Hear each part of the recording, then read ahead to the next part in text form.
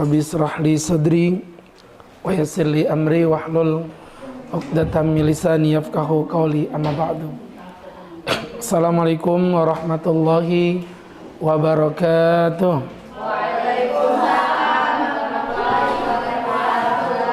Alhamdulillah, alhamdulillahilladzi ghamara safwata ibadih bila ta'ifi taksisin taulan wa amtinana wa allafa baina qulubina fa asbahna bi ni'matihi ikhwana wa naza'al ghilla min sudurina fadilna fid dunya asdiqa'a wa ikhwana wa fil akhirati rufaqa'a wa khillana. Allahumma salli wa sallim wa barik ala Rasulillah Muhammad ibn Abdillah al-mab'uts ila kafatil ummah wa ala alihi wa sahbihi wa mawala bi ihsanin ila yaumil qiyamah. Amma ba'du. Hadirin hadirat sahabat-sahabatku, jamaah majelis ilmu kajian Sahdina yang berbahagia. Alhamdulillah, pertama-tama dan yang paling utama, marilah kita panjatkan puja dan puji syukur atas nikmat yang tak terukur dari Sang Ilahi Rabbul Ghafur, yang mana Allah masih berkenan memberikan kenikmatan, baik nikmat iman maupun nikmat hidayah, sehingga kita dapat kembali berkumpul dalam kajian rutin kita di kajian Sahdina yang kita cintai dan kita banggakan karena Allah Subhanahu wa ta'ala. Sahabat-sahabatku yang berbahagia, tidak berpanjang dan tidak berlebar, karena sudah panjang-panjang dan lebar-lebar, ya. Maksudnya panjang umurnya, lebar rezekinya. Pasti kalian udah mikir yang lain-lain. Aku benci pikiranmu. Jadi alhamdulillah ya, walaupun hari ini dalam kajian muslimat ya, Masya Allah, karena masnya cuma satu, kita hari ini bisa kembali berkumpul dalam sebuah temanya cukup menarik sih begitu ya. Temanya cukup menarik, yaitu berbicara mengenai tentang wala tai'asu begitu. Janganlah engkau menyerah. Nah, kita tentu belajar dalam kehidupan, hidup ini memang berisi dengan banyak ujian. Dan itu sebenarnya kalau kita boleh jujur bukan sesuatu yang aneh ya. Kalau kita ini hidup diuji sama Allah, justru itu yang wajar. Kenapa, Tat? Karena Allah sendiri sebelum menciptakan kita, Allah udah bilang, yang alladzi khalaqal mauta wal hayah. Maka dialah Allah yang menciptakan hidup maupun mati. Buat apa ya Allah? Liyabluwakum ayyukum ahsanu amala. Allah ingin menguji mana yang terbaik di antara kalian. Jadi ketika Allah menguji kita, itu bukan artinya Allah benci dengan kita. Bisa jadi itu cara Allah untuk menunjukkan betapa Allah itu jatuh cinta kepada kita, betapa Allah itu sayang sama kita. Kok bisa Pak Ustadz? Coba ya, kita belajar nih. Ada dua anak kecil, misalnya kalian anggaplah punya anak begitu. Anak kalian itu bermain dengan anaknya tetangga. Lagi mainan sama anaknya tetangga. Apa yang terjadi teman-teman yang berbahagia? Mandi air paret. Jadi badan ini bau paret, kotor, menjijikkan, jorok. Terus Anda sebagai orang tuanya misalnya pulang gitu, ngelihat anak Anda kayak begitu, kira-kira Anda marah nggak itu? Saya lebih marah lagi ngelihat kalian diem aja kayak begitu ya. Saya ulangin lagi yang kedua kalinya. Dan ini kesempatan terakhir buat kalian. Iya, kira-kira sebagai orang tua gitu, Ustadz ini sebagai orang tua, ngelihat anak mandi air paret begitu, kira-kira Ustadz marah nggak? Marah. Nggak usah marah-marah gitu, biasa aja ya. Kemudian Ustadz jewer nih, yang Ustadz jewer tuh anak sendiri atau anak tetangga? Anak sendiri. Anak sendiri ya. Padahal yang Ustadz cintai itu anak sendiri apa anak tetangga? Anak sendiri. Kompak banget kayak anak TK kalian. Dengerin Ustadz, dengerin Ustadz. Padahal Ustadz cinta, Ustadz sayang sama dia, tapi justru dia yang Ustadz jewer. Dijewer tapi cinta. Kayak nggak nyambung begitu ya. Itulah pelajarannya bahwa terkadang cinta itu menyakitkan. Ya? Artinya kalau kita pelajari teman-teman yang berbahagia, Allah tuh kadang-kadang memberikan ujian kepada kita Terus dengan itu Allah Subhanahu wa taala gimana ya bahasanya ya? Menunjukkan rasa cintanya di balik ujian itu gitu. Maka sebagai orang beriman kita harus kuat. Ya, teman-teman yang dimuliakan Allah, kita harus menjadi pribadi yang kuat. Kenapa Pak Ustadz? Dengan tagline-nya tadi, jangan menyerah. Ada 5 poin yang Ustadz ingin sharing kepada teman-teman semua. Jadi teman-teman yang dimuliakan Allah Subhanahu wa taala, ini kalau kita pelajari ya, perhatiin. Kalau kita pelajari, kalau kita mau ambil hikmah, ada 5 poin yang membuat kita nggak boleh menyerah sebagai orang yang beriman kepada Allah. Yang pertama, kenapa? Karena kita punya Allah. Itu jawaban yang paling simpel. Kenapa kita nggak boleh menyerah? Karena kita punya Allah. Allah yang membackingin kita. Bayangin ya kalau Ustadz itu dibackingin sama Pak Wali Kota, dibackingin sama misalnya Pak Gubernur gitu. Apalagi dibackingin sama Kepala Kapolda. Maka tiap ada orang macam-macam, Ustadz paling cuma senyum-senyum aja. Tunggu saatnya.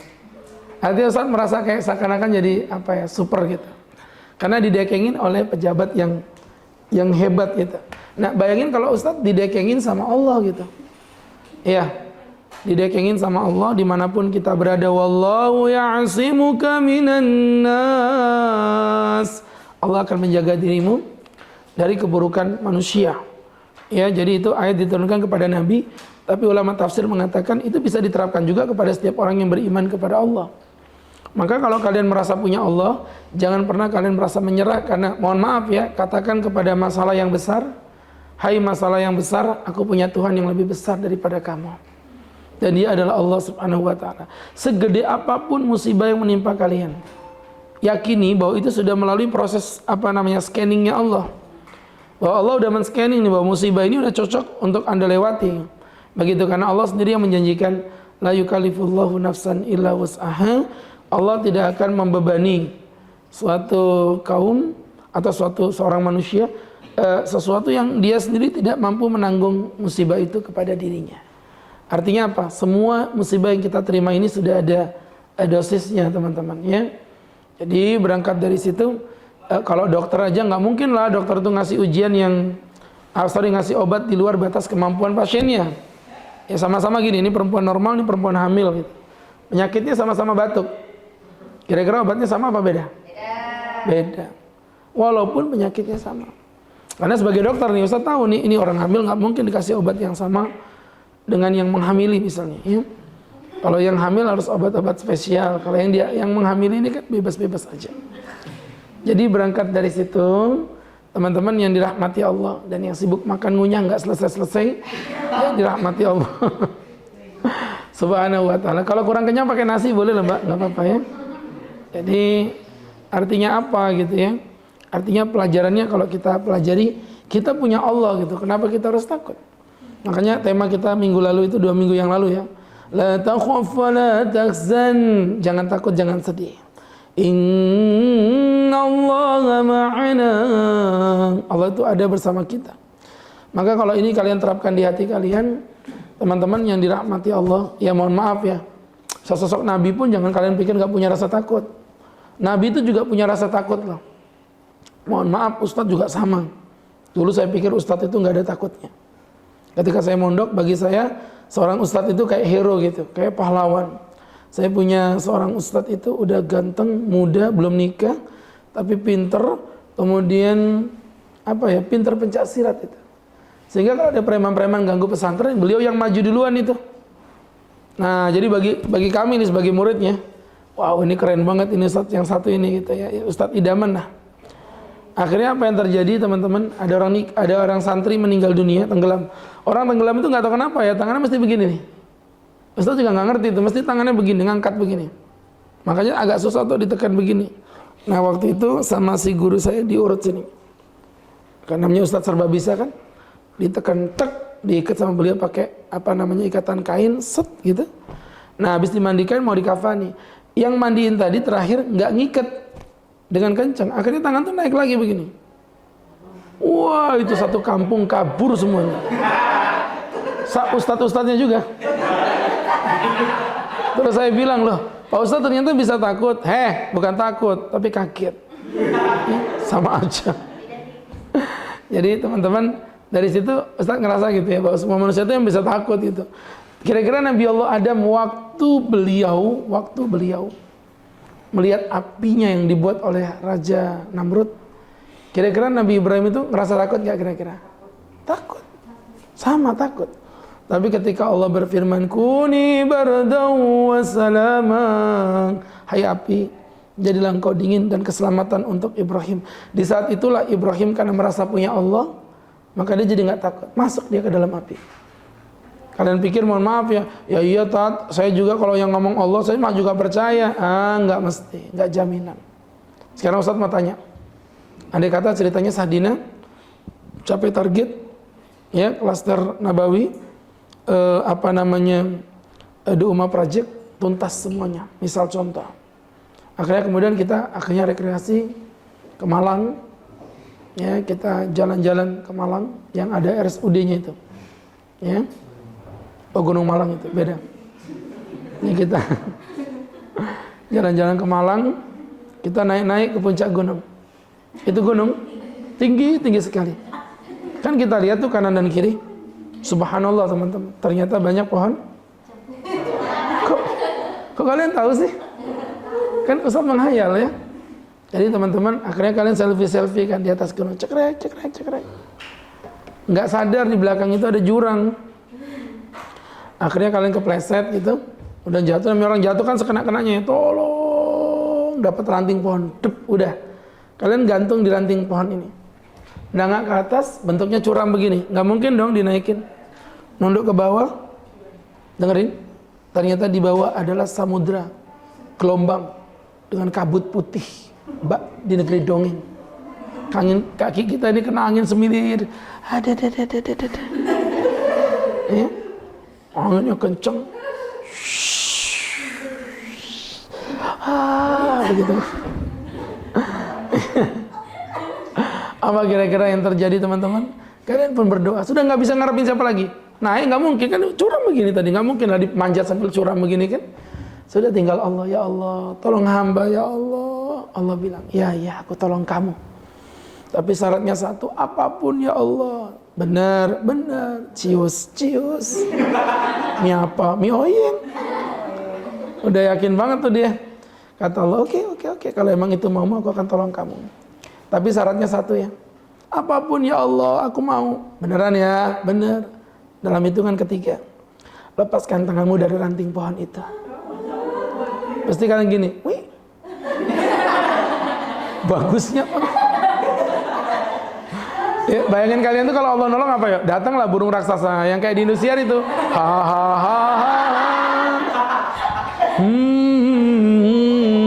Gitu kan? Wah, gitu. Ingat gak sih filmnya? Itu zaman Ustadz masih SMA itu. Mungkin kalian udah kuliah ya, karena kita beda usia ya. Ustadz masih SMA. Kalian udah kuliah waktu itu. Baik. Jadi teman-teman, yang dirahmati Allah Subhanahu wa taala, ternyata Allah nyuruh apa tadi? Lepasin tangan. Kan gila gitu loh ya. Padahal apa ya? Padahal apa? Allah tuh maunya kalian lepasin tangan.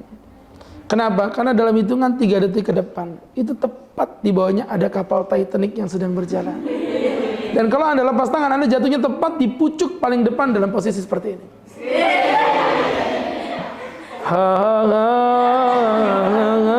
Gitu ya. Tiba-tiba di belakangnya ada Leonardo DiCaprio. Subhanallah, luar biasa. Enggak gaul kan, taunya kapal Upin Ipin aja. Tuh teman-teman, akhirnya dari situ kita belajar. Kita tuh sebenarnya apa ya kendala kita dia? Sebenarnya bukan Allah itu nggak nolong kita. Kalian itu nggak yakin sama Allah. Duh, mohon maaf ya. Orang datang ke tempat saya minta tolong diruqyah. Ya pertama kali saya tanya, kamu yakin nggak sama saya? Kalau nggak yakin, ngapain saya doain kamu? Nggak ada gunanya. Ada orang begitu kan, tanya-tanya hukum, kemudian nggak dikerjain, kayak ada, Bab Waris, tolong dong dijelasin. Saya bilang, tapi kamu yakin nggak dengan yang saya sampaikan nanti? Yakin, karena kalau nggak yakin nggak usah dilanjutin, buat apa mah rugi, ngabisin waktu doang. Jadi keyakinan itu pasti. Nah Allah juga begitu dong. Allah gedek ngeliat kalian lah, berdoa, ya Allah, kayain aku ya Allah. Tapi mungkin nggak ya, aku kan banyak utang, begitu ya. Teman-teman mohon maaf, jangan begitu kalau Allah berkehendak kaya. Mbak, Ya Allah Tat, udahlah Tat, Ustadz gak usah ngayal. Realistis aja, gaji kami di Syahidina ini masih 3 jutaan Pak Ustadz. Misalnya. Gaji kami cuma masih 3 jutaan aja Pak Ustadz. Gak mungkin lah Tat kaya dengan gaji 3 juta. Ustadz kan tahu sendiri kebutuhan di Balikpapan itu mengerikan sekali. Mbak, kalau Allah mau kamu kaya, dengerin ya. Hanya butuh 1 waktu menit aja, 1 menit aja. Allah bisa kayakan kamu. Paling Ustadz tuh halu, hujan emas gitu. Nggak mungkin Pak Ustadz. Nggak, ini kenyataan kok. Anda keluar situ, mau naik motor, mau keluar. Tiba-tiba ada anak kecil, lagi lari. Anda pun menyelamatkan dengan begitu heroik. Kemudian datang mamanya, ya Allah makasih deh, makasih. Iya Bu, sama-sama. Kamu baik banget, kerja di mana? Di Sadina. Ya Allah muslimah, solihah. Aku punya anak ganteng, mau nggak kamu nikah sama anakku? Ternyata anaknya itu GM Pertamina. Ya Allah, aku mau nikah sama kamu deh, tapi syaratnya kamu mau nggak bulan madunya di Makkah Al-Mukarramah, akadnya di depan Ka'bah, minumnya air Zam-Zam. Terus ada ustadz kan, mbak, apa Tat? Hei, bangun.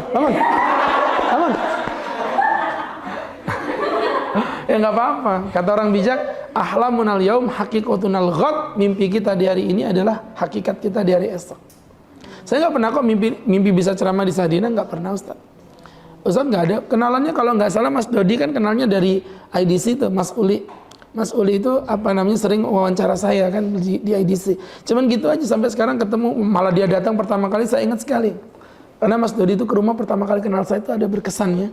Itu bersamaan dengan hari di mana ibu saya meninggal dunia.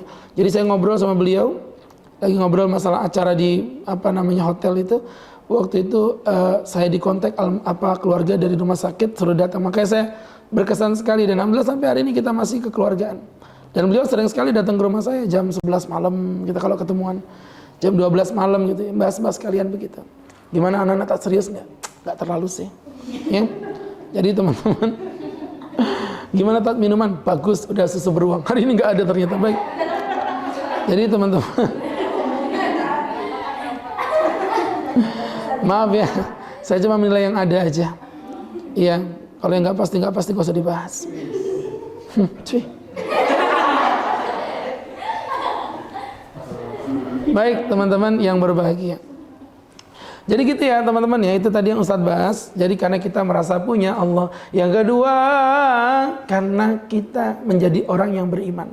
Ayat ini sangat menginspirasi saya. Allah bilang apa? Wala tahinu wala tahzanu wa antumul a'launa in kuntum mu'minin. Jangan pernah merasa sedih, jangan pernah merasa minder kalian. Kalian adalah orang-orang yang tinggi derajatnya jika kalian adalah orang yang beriman. Oh iya, kita tuh kadang-kadang mohon maaf ya, sebagai orang yang beriman, kadang-kadang ketemu orang bule minder gitu. Ya orang bule gede-gede bodinya bagus-bagus bla bla bla. Enggak, jangan begitu. Orang Arab cantik-cantik. Kenapa cantik? Mancung. Mancung itu cantik karena kalian jarang lihat orang mancung. Oh iya, Ustadz 7 tahun di Arab itu Ustadz ngelihat muka orang mancung tiap hari. Tukang sampah itu mukanya kayak Nabila Shakib di sana biasa. Serius, mancung-mancung di sana. Makanya orang Arab itu banyak nikah dengan perempuan Indonesia. Saya tanya itu kan, ya Habibi, saya bilang, wahai sahabatku, Ishfi, ada apa? Lisinta bertazawad ma'an Indonesia. Saya bilang, kenapa kamu nikah dengan perempuan Indonesia? Allah, Arabiyat jumilat marrat. Saya bilang, perempuan itu cantik banget, hidungnya mancung. Indonesia hidungnya pesek. Kenapa kamu nikah sama orang Indonesia? Apa jawab dia? Ya Agus Khairul Huda, kata dia. Wahai sahabatku Agus Khairul Huda, kamu ketahui orang Indonesia itu manis-manis, hidungnya minimalis, mukanya lapang. Ya Allah, saya bilang kalau gitu mah ya Allah di Sadina banyak kelas ya Allah ya. Jadi teman-teman yang dimuliakan Allah Subhanahu wa taala. Jadi jangan minder ya sama orang-orang kafir. Pokoknya kalau ketemu orang kafir itu di hati Anda harus yakin kalau Anda itu lebih mulia dari dia. Oh iya, properti syariah minder sama properti konven. Gimana sih? Properti syariah itu harusnya betul-betul menunjukkan sesuatu yang wow. Saya ke tempatan juga bina beberapa poin yang syariah ya. Tempatan klinik syariah Cahaya Sifa. Itu awalnya mau dibuat klinik biasa. Saya bilang no. Ini bagus nih kayak gini nih. Kasih work paper, saya bilang. Jadi makanya orang datang ke situ kaget, masuk ke dalam itu full AC, habis itu wallpapernya, suara Qur'annya mendengung di mana-mana. Itu ketempatan alhamdulillah binaan kami juga. Ya Ustadz Bina di situ ya ada juga sedikit saham, nggak banyak, cuma sekitar 80% aja. Jadi teman-teman,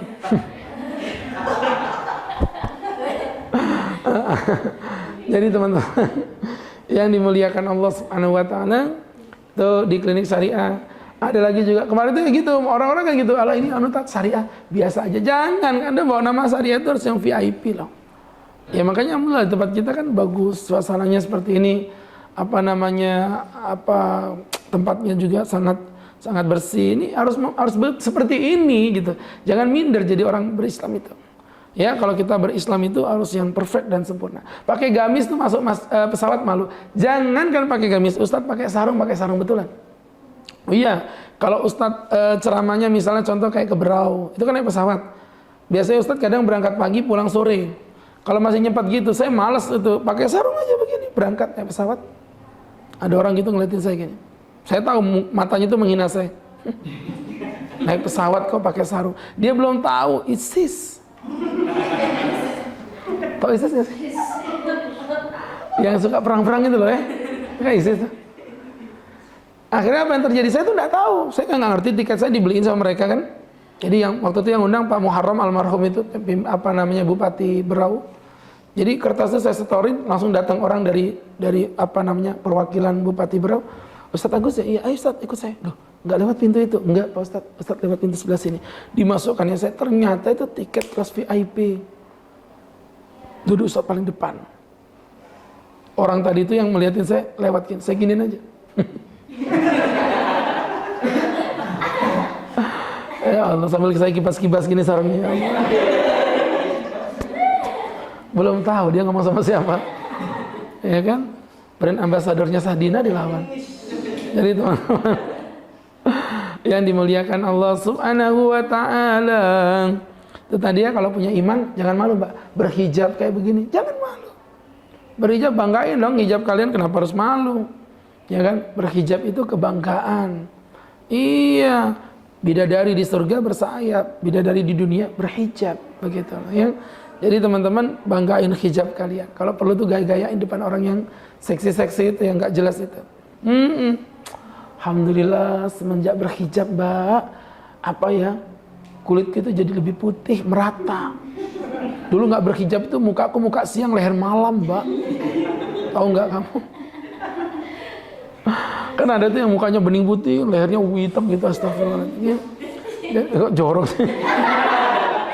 Ini kan perempuan, kalau kamu ngomong jorok ini nggak apa? Emang kamu suka wanita? Jadi teman-teman yang dimuliakan Allah Subhanahu Wa Taala, itu yang kedua. Yang ketiga, karena engkau tidak sendiri, ya. Jadi kalau ada yang tanya, kenapa Tat? Kita orang Islam itu nggak boleh gampang menyerah. Di Islam itu kita nggak pernah jadi orang sendiri. Kalian tahu nggak negara Asia paling kaya itu di mana? Perkembangan ekonominya paling cepat itu Jepang. Saking cepatnya, subhanallah, sampai luar biasa ya. Jerman pun bisa dikalahkan sama dia. Jadi teman-teman nggak ngerti dia, nggak paham, nggak gaul kalian. Piala dunia. Jadi teman-teman yang dimuliakan Allah Subhanahu Wa Taala, sampai saking cepatnya perkembangan ekonominya. Apa namanya ya? Perkembangan ekonomi yang wow. Pendapatan yang dahsyat ternyata tidak berimbang pada kebahagiaan. Apa buktinya? Ternyata banyak sekali di antara mereka itu yang bunuh diri. Angka tertinggi se-Asia itu, paling tinggi bunuh diri itu ada di Jepang, teman-teman. Bahkan di dunia kalau saya nggak salah itu angka tertinggi di dunia itu Jepang. Kenapa? Karena mereka ateis. Mereka merasa nggak punya Tuhan, sehingga ketika mereka terkucilkan, orang Jepang itu akan terkucilkan, merasa dia nggak punya siapa-siapa, dan akhirnya dia pun meninggal dunia, bunuh diri. Tapi orang Islam nggak boleh gitu. Ketika ada masalah, yuk sharing, manfaatkan ukhuwah ya. Kekuatan ukhuwah itu luar biasa. Kekuatan silaturahim itu di Islam luar biasa. Maka di sini sangat luar biasa teman-teman Sahdina ini, silaturahimnya bagus banget. Bahkan kajian udah hampir setengah jam masih main HP aja. Dia masih menjalin ukhuwah. Dan dia langsung kaget, mukanya diangkat begini, padahal HP-nya di pahanya masih nyala. Jadi teman-teman yang dirahmati Allah, nggak apa-apa sih, biasa aja. Saya orangnya nggak pemarah sih. Cuma kemarin ada yang kayak gitu tuh, main HP, besoknya HP-nya hilang ya. Jadi teman-teman yang dirahmati Allah, saya ini dosen, jadi saya tahu muka-muka nakal mahasiswa itu, tahu saya. Ya, kalau orang main nyatet itu gini, nyatet, dia nggak merasa berdosa kan, dia nyatet. Tapi kalau kayak gini, itu nggak nyatet, itu fitrahnya lagi main HP. Apa perlu saya tunjuk orangnya? Jadi teman-teman yang berbahagia, kembali ke laptop ya. Tadi Ustaz ngomongin tentang apa tadi? Fitrah apaan sih? Fitrah yang tadi bilang Ustaz terakhir ya? Tidak ada fitrah, kata-kata fitrah. Tadi kita ngomongin tentang berkaitan dengan sebagai seorang muslim, ukhuwah. Ini kupingnya ngomongnya fitrah, ukhuwah. Kayak gini nih, ya kan? Baik. Tadi yang kita bahas itu ukhuwah. Ukhuwah itu persaudaraan, kekerabatan. Jadi gini teman-teman, manfaatkan ukhuwah yang ada. Saya pernah bilang sama teman-teman tuh ya, nggak ada orang nggak punya rezeki, itu nggak ada. Yang ada itu orang yang nggak mau jemput rezekinya dengan cara berukhuwah. Nih, ada cerita menarik ini. Jadi saya punya jemaah datang ke rumah saya itu nangis-nangis. Kenapa? Saya stres Pak Ustadz, saya dipecat, di PHK. Ya kamu selama ini ngapain? Saya di kamar sudah seminggu nggak mau keluar. Semakin kamu ngendep di kamar, semakin kekeringan, semakin mati kau nggak punya rezeki. Ya, jangan di kamar, rezeki bukan di kamar, rezeki itu di luar. Kejar rezekinya. Begitu. Gimana caranya Pak Ustadz? Ustadz ini enak betul ngomong ya. Ustadz belum ngerasain apa yang saya rasakan. Ya iyalah kau yang dipecat, aku yang ngerasain itu gimana? Ya saya ini sedih. Nah gini, kalau kamu nggak mau sedih, ambil HP, ya. Kemudian kamu buka dari kontak yang ada semua itu. Kamu sapa yang kira-kira 100 orang yang menurut kamu dekat sama kamu secara psikis. Di WhatsApp, isi WhatsAppnya cuma gini aja, apa kabar Mas? Apa kabar Mbak? Gitu. Dari 100 WhatsApp itu, ada 50 orang yang menjawab. Dari 50 orang tadi kemudian diberi WhatsApp lagi. Kapan nih bisa ketemuan? Itu yang menjawab 10 orang. Alhamdulillah. Dari 10 orang itu, teman-teman yang berbahagia dimuliakan Allah Subhanahu wa taala, diajak janjian ketemuan, yang real mau ketemuan cuma 3. Dan dari 3 itu Pak Ustadz ada 1 yang Masya Allah menjadi pertolongan Allah. Jadi kamu nganggur bro? Iya. Udah, kalau gitu kamu bantuin aja proyek di tempatku. Aku punya tender, harganya 50 jutaan untuk pengecatan di sekitar ruangan kantor. Kamu ambil enggak? 50 juta bro? Iya. Modalnya 40 juta nih. Jadi untung 10 juta. Mau banget bro dikerjainnya Masya Allah. Besoknya dia datang ke rumah saya bawa martabak Holland yang tebel begini. Bukan martabak yang lele-lele biasa tuh beda. Yang digigit langsung gigi ketemu gigi itu set gitu. Kalau ini martabak Holland enggak, itu gigi ketemu gigi belum ketemu, itu masih jauh. Ya Allah, dagingnya yang keluar. Pas diginikan asapnya gini set. Belum lagi kena sambalnya tomat warna orange yang aduh pedas, kena cukanya yang kecut, ya Allah. Luar biasa. Kenapa dikasih cuka, Tat? Ya nggak apa-apa, cuka aja dulu, lama-lama juga cayang.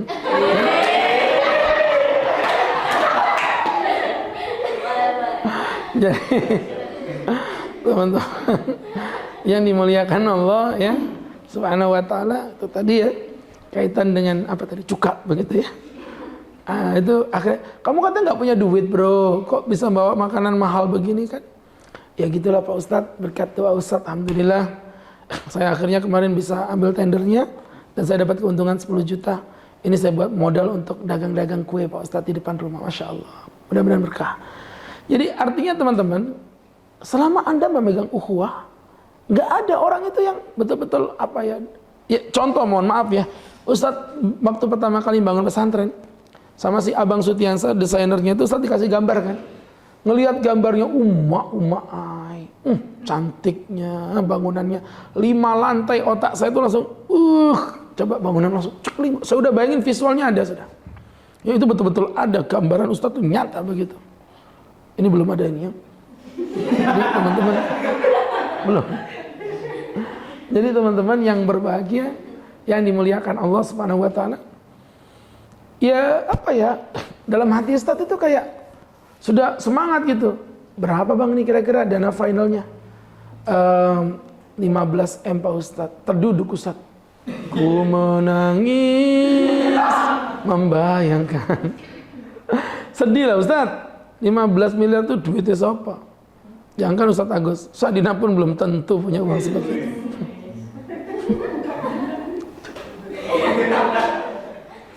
Siapa punya uang 15 M? Ustadz bilang gini, ya Allah, kalau saya ngumpulin 15 M kayaknya nggak bakal jadi nih ya Allah. Udah bismillah, gerakin dulu. Akhirnya dalam amal. Kumpul inilah mulai manfaatnya silaturahim. Ustadz cari-cari ini nama-nama ini, Ustadz share begitu. Datangan orang, terkumpul dana 1,8 M, lumayan buat nafas, walaupun masih jauh perjalanan. Gerakin, sekarang alhamdulillah ada yang datang bawa semen. Siapa orang-orang yang datang itu? Adalah orang-orang yang punya silaturahim, kekerabatan dengan Ustadz. Baik kekerabatan secara nasab ataupun kekerabatan secara agama. Ya termasuk sinilah. Ya kan? Bro, apa tanah lah, kirim-kirim mau uruk tanah ini. Ya. Kalau nggak ada tanahnya, nggak ada Sadina nggak ada tanah yang diuruk, nggak ada yang dibuang. Ya sudah kalau gitu dananya lah. Ya nggak semua, kan butuhnya ini 30 juta. Antum jangan semua, cukup 28 juta aja. Ya. Nanti anak bantu 2 juta lah. Bagus kan bahasanya kan? Jadi subhanallah teman-teman yang berbahagia. Kemarin lagi ada tukang semen. Mas, harga semen berapa? Berapa harga semen sekarang? 70, 60, antara itu naik turun. Teman-teman saya bilang, kamu bisa nggak ngasih harga yang agak murah? Ya Pak Ustadz, saya kasih harga 50 atau 40 nanti tergantung naik turunnya Tat ya. Oke, bismillah. Kamu cepet nanti insya Allah mudah-mudahan masuk surga. Amin Pak Ustadz. Tapi kamu masuk surganya pengen yang cepat apa yang santai? Yang cepat Pak Ustadz. Kalau cepat itu mas, gratisin aja. Insya Allah itu masuk surganya. Iya. Alhamdulillah. Ada Pak Ustadz nanti beberapa poin yang nanti akan kami support secara gratis. Jadi alhamdulillah. Jadi Allah kasih pertolongan mudah aja. Kok bisa Ustadz hebat begitu? Bukan karena Ustadz yang hebat, karena punya jaringan silaturahim. Satpol PP datang, tinggal telepon Pak Wali. Pak Wali tolong dong, ini anak-anak godain ke sini. Memang IMB belum jadi sih, di Ursadina itu nggak tuntas-tuntas Pak Wali. Nggak tahu katanya apa, begitu nggak paham. Ya. Jadi teman-teman yang dirahmati Allah Subhanahu wa taala, ya alhamdulillah Allah kasih pertolongan, ya. Jadi kita nggak pernah putus asa karena kita punya sahabat ukhuwah Islamiyah. Kemudian berikutnya yang keempat, tidak boleh berputus asa karena kita orang yang cerdas. Maksudnya apa? Cerdas itu kalau kita belajar, teman-teman, maksudnya cerdas itu maksudnya adalah orang yang ingat kematian. Yang ngomong begitu siapa? Nabi Muhammad. Apa kata Nabi Muhammad? Man aqyasun nasi ya Rasulullah. Siapa orang yang paling cerdas ya Rasulullah? Kata Nabi, aktsaruhum dzikran lil maut, adalah orang yang paling sering mengingat kematian. Kenapa kita tidak boleh berputus asa? Karena kita tahu bahwa kita nanti ujung-ujungnya bakal meninggal dunia. Apa yang mau kita takutkan? Makanya saya sering bilang, hai engkau yang lagi bersedih, nggak usah lebay. Karena sedihmu cuma sementara. Engkau yang bahagia jangan sombong, karena kebahagiaanmu juga untuk sementara. Sedih yang hakiki ketika berada di neraka, bahagia yang sejati adalah ketika engkau berada di surga. Ya, di dunia punya istri jelek, stres gak usah. Nanti ketemu bidadari yang cantik cerita. Kalau istri saya baik, nanti ketemu lagi di surga sama saya. Tapi wajahnya berbeda. Wanita solihah, wajahnya akan dirubah sama Allah, di face off. Jauh lebih cantik dari bidadari. Dan ini tugas berat untuk malaikat. Face off aja yang kayak gini-gini nih. Yang kayak gini-gini ya. Ini tugas yang sangat berat. Kata malaikat, angkat tangan deh ya Allah. Daripada renov bongkar aja sekalian. Ternyata kata tukang renov itu lebih berat ya daripada buat dari awal kan gitu kan. Jadi teman-teman yang berbahagia dimuliakan Allah Subhanahu wa ta'ala. Itu yang Ustadz maksudkan tadi, kita orang yang cerdas. Jadi kalau teman-teman itu mengingat kematian, pasti jadi orang yang kuat. Karena apa yang mau kalian banggakan tuh apa gitu. Mohon maaf ya, Ustadz juga kadang-kadang ada bisnis kecil-kecilan gitu. Lagi semangat tuh ke bisnisnya gitu. Teman-teman tahu nggak ketika Ustadz lagi semangat begitu, untuk menetralisir rasa senang pada dunia, itu tadi tuh, duduk ingat kematian. Kadang-kadang saya kalau lagi iseng, kamar saya tutup, saya matiin lampunya, Saya tutupin pakai selimut muka saya baring sambil membayangkan, ya Allah, nanti di kuburan juga bakal kayak gini. Semua di sini bakal mati, nggak ada faktor usia. Bisa jadi mungkin di antara kalian ada yang mati duluan dari saya, tapi belum tentu semuanya. Bisa jadi ustadz yang belakangan. Ya, jadi teman-teman, kenapa sih? Nah betul kan? Kan bisa jadi kalian yang duluan, tapi juga bisa jadi ustadz yang belakangan. Maka berangkat dari setan. Yang dimuliakan Allah Subhanahu wa taala, kematian itu murni iradanya Allah Subhanahu wa taala. Oh iya, orang masih muda meninggal banyak. Katanya kalau olahraga sehat. Kemarin itu ada yang meninggal pas olahraga. Pas olahraga main bulu tangkis meninggal. Padahal katanya yang rajin olahraga itu yang umurnya lebih panjang. Enggak juga. Ada kemarin itu yang Masya Allah ya, mohon maaf, katanya kalau makan sehat itu lebih awet umurnya. Ini makanannya ada, saya punya jemaah itu, bapaknya pemilik catering nikmat itu. Umurnya udah sepuh banget itu, hampir 90. Makan kambing masih bisa. Makan kikil itu masih berani loh. Nah, kita yang masih muda-muda makan kambing itu cenut kepala, kolesterol. Ya. Jadi teman-teman yang dirahmati Allah Subhanahu wa taala, tapi ternyata penelitian terakhir kan nggak terbukti ya kalau kambing itu mengandung kolesterol. Oh iya, saya sempat protes waktu itu karena kan kambing itu makanan Nabi. Saya bilang saya nggak setuju. Kambing tidak mengandung kolesterol. Yang benar kambing itu mengandung anaknya kambing. Ya. Jadi teman-teman, ada yang ngasih nggak nyambung, nggak nyambung. Jadi kambing itu bukan mengandung kolesterol, tapi kambing mengandung anaknya kambing. Ya. Jadi teman-teman yang berbahagia itu makan kambing tidak ada kolesterol. Serius, ini nggak bercanda kalau ini. Dagingnya tidak mengandung kolesterol. Ya mengandung kolesterol itu jeruannya, limpa, usus, babat, paru itu. Tapi kalau dagingnya tidak. Jadi nanti kalau kalian makan kambing dipilihin dagingnya, ya jeruannya kasihkan ustadz aja. Jadi teman-teman yang berbahagia itu yang keempat. Kemudian yang kelima, teman-teman, karena kita memahami hikmah, ilmu hikmah. Apa ilmu hikmah itu Pak Ustadz? Jadi ilmu hikmah itu ngajarin kita untuk melihat dari sudut pandang yang baik. Contoh misalnya kalau lagi sakit, jangan emosi. Apa yang terjadi pada saat kita sakit? Yakini bahwa dosa kita sedang digugurkan sama Allah. Ketika mohon maaf ya, orang yang kita cintai, sahabat yang kita sayangi kemudian meninggalkan kita, jangan sedih. Makanya kan ada sebuah pujangga itu berkata, bagus sekali bahasanya. Tuhan, kenapa mereka meninggalkan aku? Apa jawaban Tuhan? Mereka tidak meninggalkan kamu, tapi aku yang menjauhkan kamu dari mereka. Kenapa kau lakukan itu Tuhan? Karena mereka berpotensi menjauhkan kamu dari aku. Pasti kalian nggak paham, ya sudahlah, ya, udah kita lewatin aja. Emang beda intelektualitas itu susah kalau ngomong gini ya, beda kecerdasan. Jadi teman-teman yang dimuliakan Allah Subhanahu wa taala, maka kalau kita mau pintar mencari hikmah, ternyata di dunia ini nggak ada sesuatu yang jelek teman-teman, nggak ada. Yang buat jelek itu kalian sendiri. Kayak tadi ya, orang pesek dibilang jelek. Apa batasannya? Standarnya apa mengatakan orang pesek itu jelek? Nggak ada. Inul Daratista itu pesek manis, ya kan? Orang dibilang hitam, dibilang jelek. Loh, teman-teman mohon maaf, itu banyak artis-artis yang hitam manis juga. Ya, jadi nggak ada batasannya gitu. Maksudnya yang menentukan ini baik jelek itu ya diri Anda sendiri. Nah sekarang mohon maaf ya, ada perempuan ditinggal suaminya pergi, ya, ada perempuan tinggal suaminya pergi, dia stres, gantung diri mati, kan bodoh itu namanya. Dia mati di kuburan diazab sama Allah, sedangkan suaminya enak-enakan kawin lagi. Tapi ada perempuan yang masya Allah cerdas, ditinggal suaminya pergi kawin lagi, dia nggak ada stres. Dia malah senyum. Itu stres juga ya. Bukan itu bercanda. Dia senyum. Saya bilang, Mbak, kamu hebat ya. Tinggal suaminya pergi tapi kamu masih bertahan seperti ini. Kalau boleh tahu, kamu kok bisa sekuat ini? Jawabannya luar biasa. Pak Ustadz, kalau dia aja terlalu bodoh untuk meninggalkan aku, kenapa aku tidak terlalu pintar untuk melupakannya?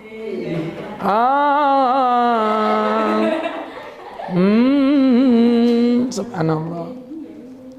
Jadi dari situ ya berarti saatnya memang Tuhan nggak apa ya. Kalau Anda pisah dengan cowok yang sudah mau jadi suami Anda, udah mau nikah ternyata batal gitu. Ya berarti memang bukan dia yang terbaik gitu ya. Bukan dia yang terbaik buat Anda. Sehingga teman-teman yang dimuliakan Allah Subhanahu wa taala, ini menjadi pembelajaran untuk kita bersama. Maka sahabat-sahabatku yang dimuliakan Allah Subhanahu wa taala, ya ini tentunya harus kita pahami sebagai sebuah kebaikan. Keburukan apapun pasti ada hikmahnya. Nggak ada keburukan tuh yang telanjangan tuh nggak ada. Pasti ada hikmahnya.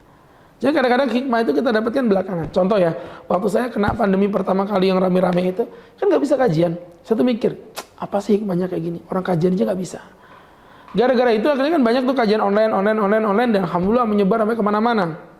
Ya kan, Abu Dhabi, ada juga yang di Kenya, teman-teman yang ada di Korea pakai online begitu. Teman-teman yang berbahagia, mohon maaf, sampai hari ini mereka masih lanjut. Ngerti nggak maksudnya apa? Kalau bukan karena pandemi nggak mungkin dong Ustadz masuk ke online begitu. Ngerti Zoom aja Ustadz tak paham. Ya, sehingga berangkat dari situ setiap ujian pasti ada hikmahnya. Ada orang alumni total. Dia mengalami pengurangan. Dapat pesangon tapi nggak banyak, 250 juta. Oh iya, berbanding gajinya nggak ada apa-apa. Gaji bulanannya bisa 50 juta. 150 juta kan cuma 5 bulan doang. Akhirnya apa yang terjadi? Dia pun mulai sedih, menangis. Ini menurut kalian musibah apa kebahagiaan? Ini musibah apa kebahagiaan? Susah banget sih ngomongnya, ya Allah. Ini musibah apa kebahagiaan? Musibah. Yang dia mudah-mudahan sariawan, ya Allah. Ya. Ini musibah apa kebahagiaan? Musibah. Sia, kompak dia ya. Bagus lah. Kalau nggak dibentak-bentak, nggak nyaut juga. Nggak ditanya terus kayak gini loh. Kayak ada bautnya satu yang hilang. Nyebelin gak sih? Teman-teman yang berbahagia, itu musibah. Apa yang terjadi? Akhirnya dia pun dengan uang tadi mulai berpikir, kita gimana deh kalau kayak gini uang kita nanti habis. Istrinya ketepatan pintar masak, buat kue dia. Buat kue berkembang jadi bakery berkembang menjadi restoran sekarang udah punya franchise. Pendapatan dia 1 bulannya teman-teman mencapai hampir 800-900 juta per bulan. Dari franchise-nya se-Indonesia tadi itu. Menurut kalian ini musibah apa kebahagiaan? Jelas ya? Artinya di situ kita bisa belajar, tidak semua yang pahit itu pahit. Dan tidak semua yang manis itu manis. Ya, banyak perempuan berharap punya laki-laki yang ganteng. Tapi ternyata dapatnya laki-laki yang gak terlalu ganteng. Jangan bersedih, jangan menyerah. Karena bisa jadi ketidaktampanan itulah menjadi sumber kebahagiaan untuk Anda. Oh iya, ganteng-ganteng, buat apa ganteng-ganteng? Tapi KDRT. Suka mencekik istri, membanting di kamar mandi, melempar bola biliar. Ya, seperti itu. Jadi teman-teman yang dimuliakan Allah, insyaallah ini jadi pelajaran untuk kita bersama. Oke teman-teman, Ustaz tidak berpanjang, tidak berlebar. Toh kalian juga nggak terlalu paham-paham amat ya. Selanjutnya silakan kalau ada yang mau bertanya. Sebelum Ustaz tutup, Ustaz berikan kesempatan bertanya.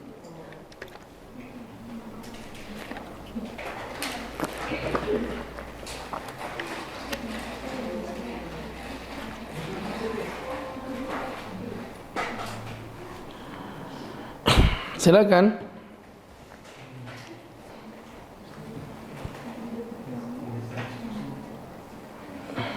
Ini yang buat tema siapa sebenarnya? Temanya dari siapa? Temanya agak mirip dengan kemarin, jadi saya juga bingung. Kemarin kan mirip-mirip lah motivasi seperti. Kalau bisa diseling-seling biar teman-teman nggak bingung juga pertanyaannya ya. Oke, silakan Mbak. Anda mau bertanya, muka Anda ada tanda tanya tadi, question. Silakan. Assalamualaikum warahmatullahi wabarakatuh. Waalaikumsalam warahmatullahi wabarakatuh. Ini sih Ustadz. Biasa kan kalau kita lagi misalnya kayak mau lomba atau menghadapi sesuatu yang kompetisi gitu, kita kan takut berekspektasi menang gitu, takut, bukannya pesimis sih, tapi nggak usah berharap gitu. Nah, beda nggak sih sama rasa takut? Gini. Salah kalau nggak usah berharap. Berharap itu sesuatu yang diperbolehkan. Berharap ya. Dengerin dulu. Dengerin. Orang belum ngomong juga ya. Jadi dengerin Ustaz. Kalau berharap itu nggak salah. Berharap itu boleh. Yang salah itu berlebih-lebihan dalam berharap. Ya. Jadi kalau berharap itu memotivasi diri loh. Kalau nggak ada harapan, ya mohon maaf. Kalian bisa bertahan di sini kan ada yang kalian harapkan per akhir bulan. Oh awal bulan sama aja. Gitu aja dibahas. Jadi ada yang kalian harapkan, sesuatu yang diharapkan. Kalian mau menikah dengan laki-laki, walaupun kalian tahu nanti bakal capek ngurusin bajunya mereka, masakin mereka. Ada yang kalian harapkan dari mereka. Seorang wanita itu mau melahirkan sosok jabang bayi, ada yang diharapkan. Kalau aku mati nanti mereka doain saya. Jadi sesuatu itu berharap nggak ada masalah. Mau lomba saya berharap menang, nggak masalah. Tapi jangan melampaui ekspektasi Anda. Itu akan menyakitkan. Contoh, ya saya berharap menang. Tapi kalau nggak menang, ini berarti adalah sebuah pembelajaran yang baik untuk saya. Yang seperti itu nggak ada masalah, Pak. Yang parah itu dia masih pemula. Kemudian berekspektasi saya harus juara 1, juara 2 pun nggak mau dia. Yang kayak begitu nanti yang hidupnya akan bebannya berat itu. Begitu.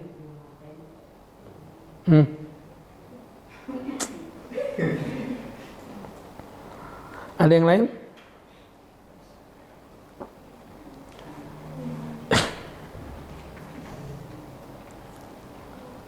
Berharap dapat laki-laki yang soleh, dapat laki-laki yang baik, nggak masalah. Tapi berharap Mbak Imong menikahi Anda itu kan susah.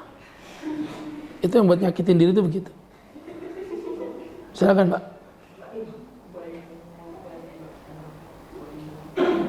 Ada yang mau bertanya? 5 4 3 2 1 4. Oke, kalian kayaknya udah nggak konsen, kayak mau mempersiapkan acara buat besok ini ya. Baik, jika memang sedemikian nggak ada masalah, kita cukupi ya teman-teman dengan bersama-sama berdoa kepada Allah. Insya Allah besok saya juga datang. Acaranya di mana itu? Enggak, saya maksudnya di Sherlock nanti bisa nggak? Sherlock aja ya, karena saya nggak ngerti posisinya. Baik, teman-teman kita cukupi dengan bersama-sama berdoa. Amin amin Allahumma amin. Alhamdulillah rabbil alamin. Hamdan yuafi ni'amah wa yukafi mazidah. Ya Rabbana lakal hamdu kama yanbaghi li jalali wajhika wa 'azimi sultanik. Allahumma salli wa sallim wa barik ala rasulika Sayyidina Muhammadin fil awalin wal akhirin wa fi kulli waqtin wa hin. Wa fil mala'il a'la ila yaumiddin. Inna nas'aluka salamatan fid din wa afiatan fil jasad wa ziyadatan fil ilmi wa barakatan fil rizqi wa taubatan qabla al maut wa rahatan indal maut wa maghfiratan ba'dal maut. Hawin alaina fi sakaratil maut wal afwa indal hisab wa najata minan nar. Rabbana atina fid dunya hasanah wa fil akhirati hasanah wa qina adzabannar. Rabbana innaka qulta fi kitabikal karim ud'uni astajib lakum ma nad'unaka ya Rabbana fastajib lana kama wa'adtana innaka la tukhliful mi'ad. Wa sallallahu ala sayyidina Muhammad nabiyil ummi wa ala alihi wa sahbihi wa sallam warzuqna lahul mutaba'ati lahu zahiran wa batinan ya arhamar rahimin bi fadli subhanaka rabbika rabbil izzati amma yasifun. Salamun alal mursalin walhamdulillahi rabbil alamin. Terima kasih. Billahi taufik wal hidayah. Assalamualaikum warahmatullahi wabarakatuh.